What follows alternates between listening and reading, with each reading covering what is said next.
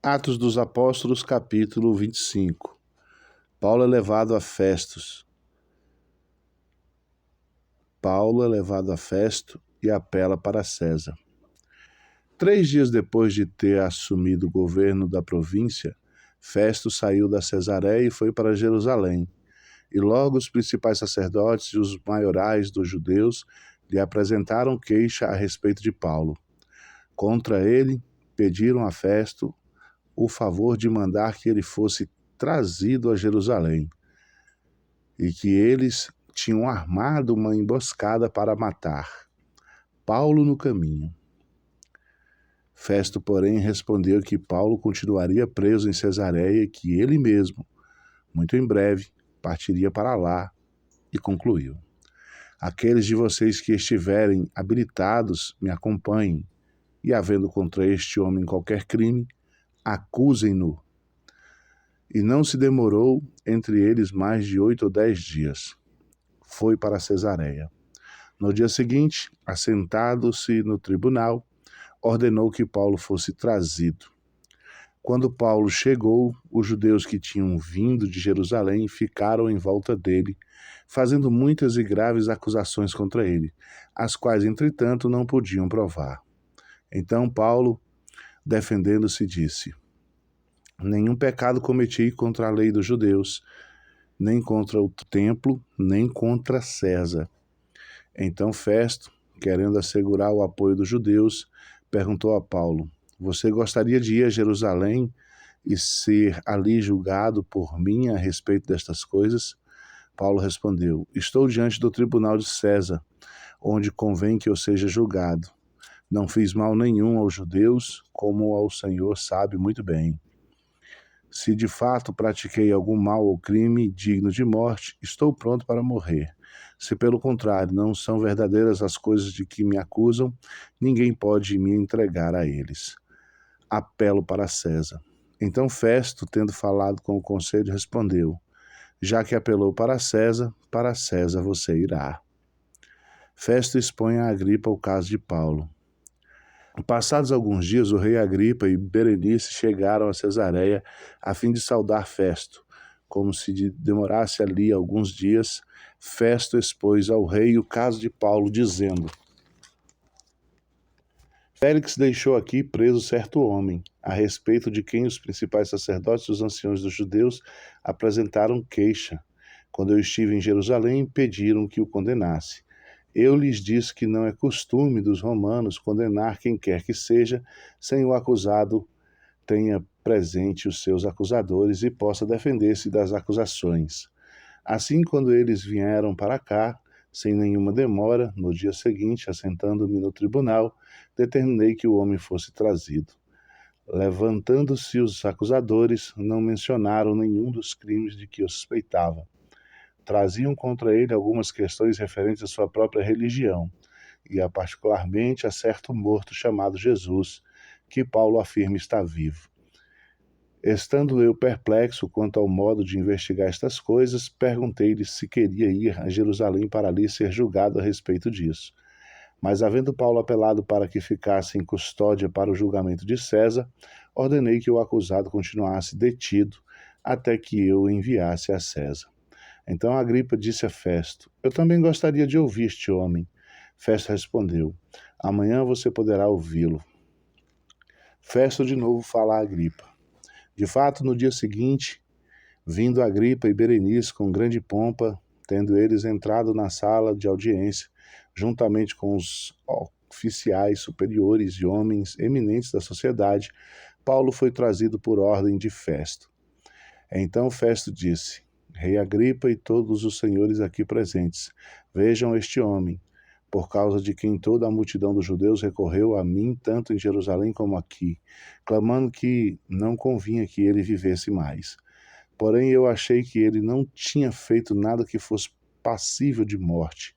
Entretanto, tendo ele apelado para o imperador, resolvi mandá-lo para lá. No entanto, a respeito dele, nada tem de mais concreto com o que possa escrever ao imperador.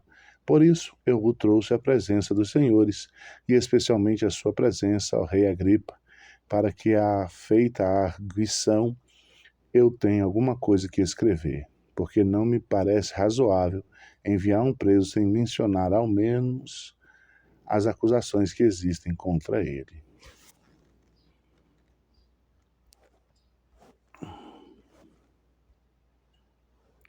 Atos dos Apóstolos, capítulo 26. Paulo se defende diante do rei Agripa. A seguir, Agripa dirigiu-se a Paulo: Você está autorizado a falar em sua defesa. Então Paulo, estendendo a mão, passou a defender-se nesses termos: Tenho-me por feliz, ó rei Agripa, pelo privilégio de hoje, na presença do Senhor, poder produzir a minha defesa de todas as acusações que os judeus fazem contra mim, especialmente porque o Senhor é versado em todos os costumes e questões que há entre os judeus. Por isso peço que o Senhor me ouça com paciência.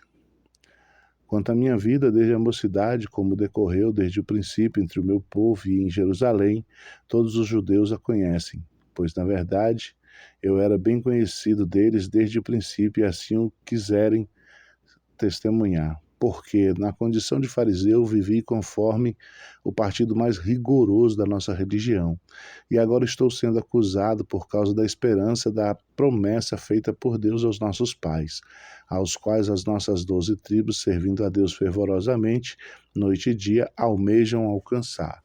E por causa dessa esperança, ó rei, que eu sou acusado pelos judeus, porque se julgam incrível entre vocês que Deus ressuscite os mortos. Na verdade, eu pensava que devia fazer muitas coisas contra o nome de Jesus o Nazareno. E foi exatamente o que eu fiz em Jerusalém, havendo eu recebido a autorização dos principais sacerdotes, encerrei muito dos santos na prisão, e quando os condenava à morte, eu dava o meu voto contra eles. Muitas vezes os castiguei por todas as sinagogas, obrigando-os até a blasfemar, e demasiadamente enfurecido contra eles, eu os perseguia até em cidades estrangeiras. Paulo conta a sua versão. Com isso em mente, parti para Damasco, levando a autorização dos principais sacerdotes, por eles comissionado. Ao meio-dia, ó rei, enquanto eu seguia pelo caminho, vi uma luz no céu, mais resplandecente que o sol, que brilhou ao meu redor e dos que iam comigo. E caindo todos nós por terra, ouvi uma voz que me falava em língua hebraica: Saulo, Saulo, por que você me persegue? É duro para você ficar dando coices contra os aguilhões. Então eu perguntei: Senhor, quem é você? Ao que o Senhor respondeu: Eu sou Jesus a quem você persegue. Mas levante-se e fique em pé. Eu apareci a você para constituí-lo ministro de testemunha, tanto das coisas que você me viu, como daquelas pelas quais ainda lhe aparecerei. Vou livrar você do seu próprio povo e dos gentios, para os quais eu os envio, para abrir os olhos deles, convertê-los das trevas para a luz e do poder de Satanás para Deus, a fim de que eles recebam remissão de pecados e herança entre os que são santificados pela fé em mim. O testemunho de Paulo, diante dos judeus e dos gentios. Assim, ó rei Agripa, não foi desobediente à visão celestial que recebi, mas anunciei primeiramente aos de Damasco e em Jerusalém e por toda a região da Judéia, e também aos gentios que se arrependessem e convertessem a Deus, praticando obras dignas de arrependimento. E por causa disso alguns judeus me prenderam, quando eu ainda estava no templo, tentaram me matar. Mas com a ajuda de Deus, permaneço até o dia de hoje, dando testemunho tanto a pequenos como a grandes, nada dizendo a não ser aquilo que os profetas e Moisés disseram que ia acontecer, isto é, que o Cristo deveria padecer e sendo o primeiro da ressurreição dos mortos, anunciada a luz ao seu próprio povo e aos gentios. Paulo é interrompido por Festo. Quando Paulo estava dizendo estas coisas em sua defesa, Festo interrompeu gritando: Você está louco, Paulo? Ficou louco de tanto estudar? Paulo, porém, respondeu: Não estou louco. O excelentíssimo Festo Pelo contrário, digo palavras de verdade e de bom senso, porque tudo isto é do conhecimento do rei, a quem me dirijo com franqueza, pois estou persuadido de que nenhuma destas coisas lhe é oculta, pois nada se passou em algum lugar escondido. Por isso pergunto, Rei Agripa, o senhor acredita nos profetas? Eu sei que o senhor acredita. Então Agripa se dirigiu a Paulo e disse, por pouco você não me convence a se tornar um cristão. Paulo respondeu, peço a Deus que se faça com que, por pouco ou por muito, não apenas o Senhor, ó Rei, mas todos os que hoje me ouvem venham a se converter, mas sem estas correntes. A essa altura, levantou-se o rei e também o governador e Berenice, bem como os que estavam assentados com ele, e ao saírem falavam uns aos outros, dizendo, este homem não fez nada passível de morte ou de prisão. Então Agripa se dirigiu a Festus e disse, este homem bem podia ser solto, se não tivesse apelado para César. Atos dos Apóstolos, capítulo 27.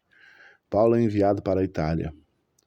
Quando foi decidido que deveríamos navegar para a Itália, entregaram Paulo e alguns outros presos ao centurião chamado Júlio, do batalhão imperial. Embarcando num navio de Adramátio, que estava de partida para costear a província da Ásia, fizeram-nos ao mar, isto conosco Aristarco, o macedônio de Tessalônica, e no dia seguinte chegamos a Sidom. Júlio, tratando Paulo com humildade, permitiu que ele fosse ver os amigos e obter assistência. Partindo dali, navegaram ao abrigo da ilha de Chipre, porque os ventos eram contrários. E tendo atravessado o mar ao longo de Sicília e Panfilha, chegamos a Mirra, na Lícia. Neste ponto, o centurião encontrou um navio de Alexandria, que estava de partida para a Itália, e nos fez embarcar nele. Navegando vagarosamente muitos dias, foi com dificuldade que chegamos às imediações de Cnido, não nos sendo permitido prosseguir por causa do vento contrário. Navegamos ao abrigo de Creta, na altura de Salmona. Costeando a ilha com dificuldade, chegamos ao lugar chamado Bons Portos, perto do qual estava a cidade de Lazéia. Os perigos da viagem. Depois de muito tempo, tendo se tornado a navegação perigosa, e já passado o tempo do dia do jejum, Paulo os aconselhou, dizendo, Senhores, vejo que a viagem vai ser trabalhosa, com dano e muito prejuízo, não só da carga, mas do navio, mas também de nossas vidas. Porém, o centurião dava mais crédito ao piloto e ao mestre do navio do que o que Paulo dizia. Não sendo o porto próprio para invernar, a maioria deles era de opinião de que deveríamos partir dali para ver se podíamos chegar à Fenícia, e aí passar o inverno, visto ser um porto de Creta, que olha para o nordeste e para o sudeste. Soprando brandamente o vento sul, e pensando eles ter alcançado o que desejavam, levantaram a âncora e foram costeando mais de perto a ilha de Creta. Entretanto, não muito depois, desencadeou-se do lado da ilha um tufão de vento chamado Euroaquilão. O navio foi arrastado com violência e, sem poder resistir ao vento, cessamos a manobra e nos fomos deixando levar. Passando ao abrigo de uma ilhota chamada Cauda, com dificuldade conseguimos recolher o bote. Tendo içado o bote, os marinheiros usaram de todos os meios para reforçar o navio com cabos de segurança, e temendo que fossem encalhar nos bancos de areia, desceram as velas e foram à deriva. Açoitados severamente pela tormenta, no dia seguinte começaram a jogar a carga no navio. E no terceiro dia, nós mesmos com as próprias mãos lançamos ao mar as amarras do navio, e não aparecendo, havia já alguns dias, nem sol, nem estrelas, caiu sobre nós com uma grande tempestade. Dissipou-se afinal toda a esperança de salvamento. Havendo todos estado muito tempo sem comer, Paulo, pondo-se em pé no meio deles, disse: Senhores, na verdade era preciso terem me dado atenção e não partir de Creta, para evitar este dano e perda. Mas agora aconselho que tenham coragem, porque nenhuma vida se perderá, mas somente o navio. Porque esta mesma noite o anjo do Senhor, a quem pertenço e a quem sirvo, esteve comigo, dizendo: Paulo, não tenha medo, é preciso que você compareça diante de César. E eis que Deus, por sua graça, lhe deu todos os que navegam com você. Portanto, senhores, tenham coragem, pois eu confio em Deus e tudo vai acontecer conforme foi dito. Porém, é necessário que sejamos arrastados para alguma ilha. O naufrágio. Quando chegou a 14ª noite, sendo nós batidos de um lado para o outro no mar Adriático, por volta da meia-noite os marinheiros pressentiram que se aproximavam de alguma terra, e alcançando a sonda, viram que a profundidade era de 36 metros. Passando um pouco mais adiante, tornando a lançar a sonda, viram que a profundidade era de 27 metros. E receosos de que fossem atirados contra lugares rochosos, lançam-se da polpa 4 âncoras e oravam para que rompesse o dia. Nisso os marinheiros tentaram escapar do navio. Arriaram o bote no mar, a pretexto de que iam lançar ou largar a âncora da proa. Paulo disse ao centurião e aos soldados: Se estes não permanecerem a bordo, vocês não poderão se salvar. Então os soldados cortaram os cabos do bote e os deixaram afastar-se. Enquanto amanhecia, Paulo rogava a todos que se alimentassem, dizendo: Hoje é o 14º dia em que, esperando vocês, estão sem comer, não tendo provado nada. Por isso peço que comam alguma coisa, pois disto depende a sobrevivência de vocês. Porque nenhum de vocês perderá, nem mesmo um fio de cabelo. Tendo dito isto, pegando um pão, deu graças a Deus na presença de todos e depois de o partir, começou a comer. Todos ficaram mais animados e se puseram também a comer. Estávamos no navio 266 pessoas ao todo. Refeitos com a comida, aliviaram o navio jogando trigo no mar. Quando amanheceu, não conheceram a terra, mas avistaram uma enseada onde havia uma praia. Então consultaram entre si se não podiam encalhar ali o navio.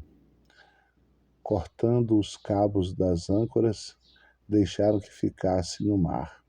Soltaram também as amarras do leme, e alcançando a vela de proa ao vento, dirigiram-se para a praia. Quando, porém, num lugar onde as duas correntes se encontravam, encalharam ali o navio. A proa encravou-se e ficou imóvel, mas a polpa se despedaçava com a violência das ondas. O parecer dos apóstolos era que os presos deveriam ser mortos, para que nenhum deles fugisse a nado. Mas o centurião, querendo salvar Paulo, impediu-os de fazer isso. Ordenou que os que soubessem nadar fossem os primeiros a alcançar o mar e alcançar a terra.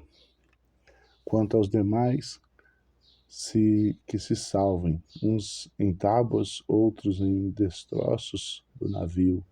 E foi assim que todos se salvaram em terra.